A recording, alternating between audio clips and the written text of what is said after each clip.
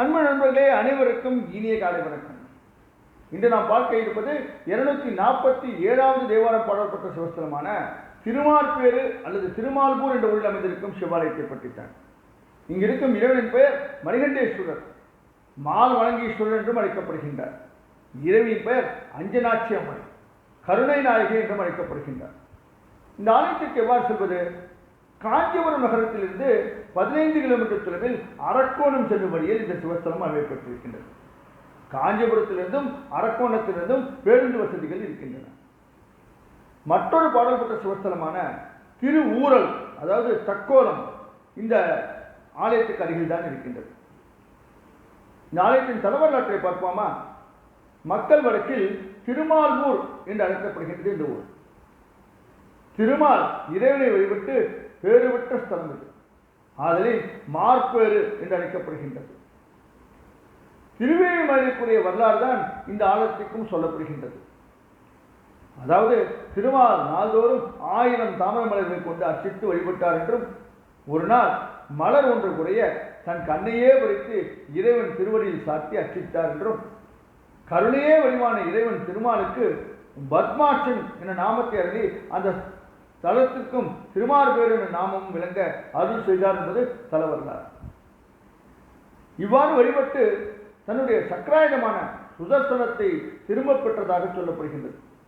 இதை உறுதிப்படுத்தும் வகையில் திருமாலின் உற்சவ திருமணி ஒன்று ஒரு கையில் தாமரை மலரும் மறு கையில் கண்ணும் கொண்டு நின்ற கோலத்தில் இருப்பதை இந்த கோவிலில் காணலாம். மகாவிஷ்ணு ஒரு முறை குபன் என்ற அரசனுக்காக தூதிஷி மனிதரிடம் போரிட்டார். அப்போது மகாவிஷ்ணுவின் சக்கரம் முனிவரின் வைர உறவில் பட்டு முனை மறைந்துவிட்டது. சலந்திரனை சம்ஹாரம் செய்த சக்கரம் சிவபெருமானிடம் இருப்பதை கேள்விப்பட்ட மகாவிஷ்ணு அதனை பெற வேண்டி இந்த ஸ்தலம் வந்து அம்பிகை பூசித்த லிங்கத்தை தினந்தோறும் 1000 தாமரை மலர்களால் அர்ச்சித்து வந்தார். சிவபெருமான் அவரது பக்தியை பரிசோதிக்க வேண்டி ஒரு நாள் 1000 தாமரை மலர்களில் ஒன்றை மறைத்தருளினார். திருமால் 1000 பெயர்களால் இறைவனை அர்ச்சிக்கும் பொழுது ஒரு பெயருக்கு மலர் இல்லாமையால் தனது கண்ணை பறித்து இறைவன் திருவடியில் சமர்ப்பித்தார்.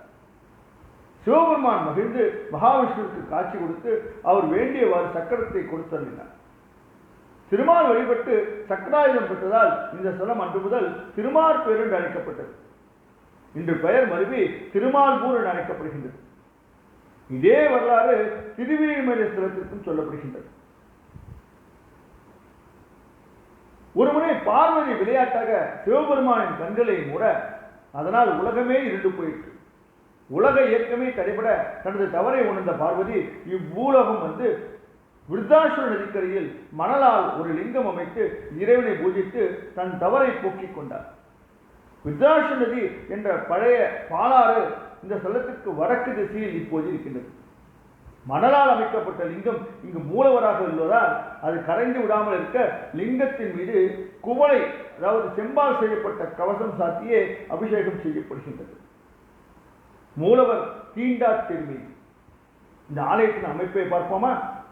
சுமார் 1.2 ஏக்கர் அளவில் மதிச்சுவர்களுடன் கிழக்கு நோக்கிய 5 நிலை ராஜகோபுரத்துடன் 2 பிரகாரங்களுடனும் கோவில் அமைக்கப்பட்டிருக்கின்றது. கோவிலுக்கு எதிரில் சக்கர தீர்த்தம் இருக்கின்றது. சுவாமி சன்னதி கிழக்கு நோக்கியும் அம்மன் சன்னதி தெற்கு நோக்கியும் அமையப்பட்டிருக்கிறது.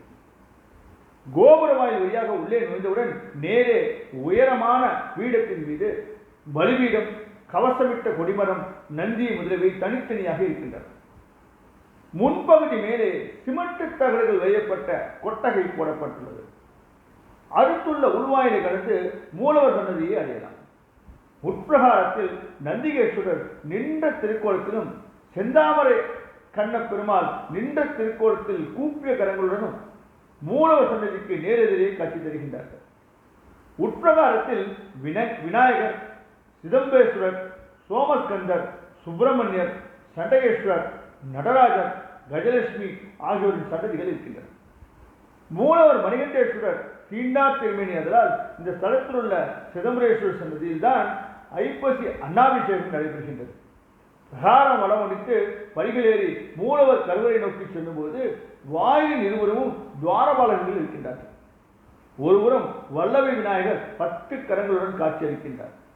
இது அபூர்வ அமைப்பாகும். மறுபுறம் சண்முகர் இருக்கின்றார். நடுவில் மூலவரை பார்த்தவாறு மகாவிஷ்ணு கூப்பிய கரங்களுடன் காட்சி தருகின்றார். மேலே விமானம் இருக்கின்றது. அவருக்கு முன் நந்தி இருக்கின்றது. சன்னதி வாயிலை கடந்து உள்மண்டபத்தை அடையலாம். இங்குள்ள தூண்களில் தட்சிணாமூர்த்தி, சூரியன், மகாவிஷ்ணு, பாலசுப்பிரமணியர், விநாயகர், முருகன், 4 முகலுடன் நன்கு தடிய பிரம்மா, அம்பாள் வில்வ மரத்தரையில் இறைவனை வழிபடுவது, காளிங்க நர்த்தனம், காமதேனு, பைரவர், வீரபத்தர் ஆகிய பல வகையான அரிய சிற்பங்கள் இருக்கின்றன. நடராஜர் தெற்கு நோக்கி காட்சியளிக்கின்றார். எதிரில் வாயில் உள்ளது நடராஜ சபையில் மாணிக்க வாசகரும் சிவகாமியும் உடன் எழுந்திருக்கின்றார்கள்.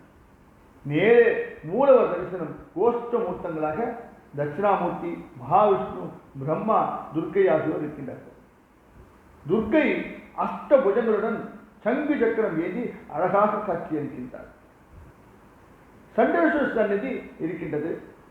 மூலவருக்கு எதிரில் உள்ள மகாவிஷ்ணுவுக்கு தீபாராதனை முடிந்த பின்பு சடாரி சாட்டி தீர்த்தம் தரும் மரபு இருக்கின்றது. திருஞான சம்பந்தர் அருளிய 2 திருப்பதிகங்களும் திருநாவுக்கரசர் அருளிய 4 திருப்பதிகங்களுமாக 6 தேவார பதிகங்கள் இந்த ஸ்தலத்துக்கு இருக்கின்றன. சுந்தரமூர்த்தி சுவாமிகள் இந்த ஸ்தலத்திற்கு எழுந்தள்ளி வழிபட்டதாக சேக்கிழார் தனது பெரிய புராணத்தில் குறிப்பிடுகின்றார். ஆகிய நண்பர்களே, இத்தகைய சிறப்பு வாய்ந்த இந்த ஆலயத்தை தயவு செய்து தரிசித்து சிவகடாட்சம் பெற எல்லாம் உள்ள இறைவனை வேண்டி விடைபெறும் உங்கள் அன்பு நண்பன்